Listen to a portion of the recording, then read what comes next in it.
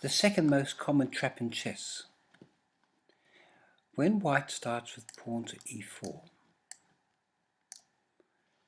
and black responds with pawn to e5, probably the best move for white is to bring the knight out to its best square to attack the pawn on e5. The best defense possibly is to put the knight there. See, so that if the knight takes the pawn, this knight just simply takes back. However, a lot of people prefer to do an immediate counterattack, working on the principle that if you can attack me, I can attack you. And they will simply put their knight out to f6 to attack your pawn. If they do that, they're either playing the Petroff defense or the Russian defense, it's both the same thing, or they're just playing a copycat move. The best answer is to simply take the pawn on e5 and wait and see what your opponent does. The correct move for black is to go pawn there to drive the knight back. But sometimes, in fact often, many beginners will just simply copy you and take the pawn like that. And it's all perfectly logical, except there's a deadly trap involved.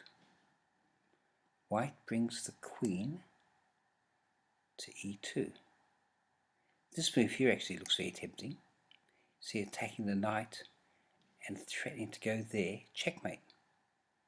See, the knight's on that square as well. But black simply responds by putting the knight back, saves the knight and blocks the queen attack. Instead, you've got to be a little bit more subtle. So instead of going queen to f3, you go queen to e2. And this attacks the knight and is actually going beyond the knight up to the king. Now if black keeps copying you, so he goes there, when you take, the queen can't take because you lose the queen. There is a possibility of pushing the pawn there to win the knight, but we'll look at that in a short while. What usually happens is that instead of putting the queen there, black retreats the knight. And unfortunately for black, this queen is now aiming at the king again, but now when I move the knight out of the way, it's a discovered check. You see, I can put the knight there, or there, or there, or there, or there, or there, or there. And every move I do with this knight will cause the king to be in check. So this is a discovered check. And the best one to do is simply put your knight here. It's a deadly evil move because the queen is attacking the king, so the king is in check, and the knight happens to attack the queen. So this pawn isn't allowed to take, you see, because the king is still in check. So to get out of the check, the bishop will either probably go there, and then you could take the queen.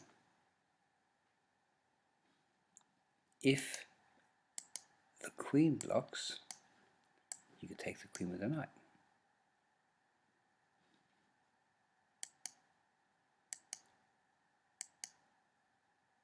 So it's quite a neat trick.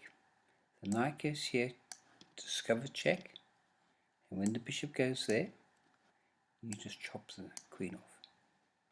And the bishop cannot take because it's pinned to the king. The only move that black could do that's sensible is king takes.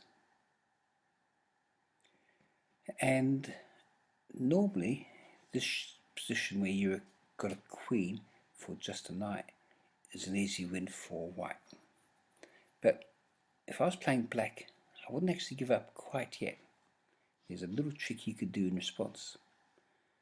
See, supposing white decides to free up the pieces and say pushes a pawn up there to get the bishop free.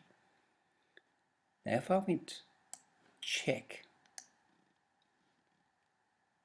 and you block, say, I could try going there and pinning your queen to the king. But it really doesn't work very well, because in one case the queen could simply take the rook and lose the queen, and then you get the bishop as well, and white would be doing very well. Or the simple answer is just to put the bishop in the way. So if we go back just a couple moves, and we just give black another little try. Instead of moving the bishop there, check, you might put your rook here. See how the rook's aiming at the bishop, aiming at the queen, aiming at the king? And you sort of want to make it pretty obvious that's what you're trying to do. You're sort of planning to bring your bishop over there and say, check, and win the queen. And you hope that the queen gets scared and moves, say, back here. And if it does that move, amazingly, the bishop goes there and says check. The rook is also checking, so that's a double check. And a double check is the most forcing move you can do in chess, really.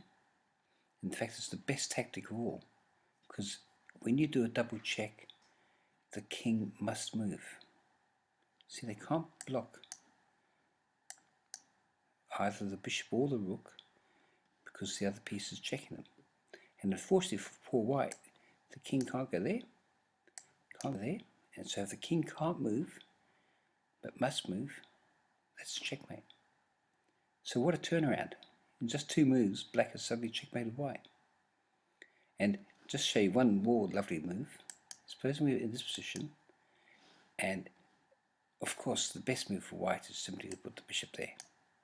Block the line, and if the bishop checks, you just block it again like that. And white should win very easily. But supposing white takes fright again and put the queen there. How interesting. Unfortunately for white, black has this very important check, mate. Black goes bishop there, so this is a double check again, check, check. The king must move, and this time it does have an escape square. It can go there. And sadly for white, the rook can come down here, guarded by the bishop, and that's checkmate. So don't give up as soon as you lose a queen. Try and set counterattacks and little tricks.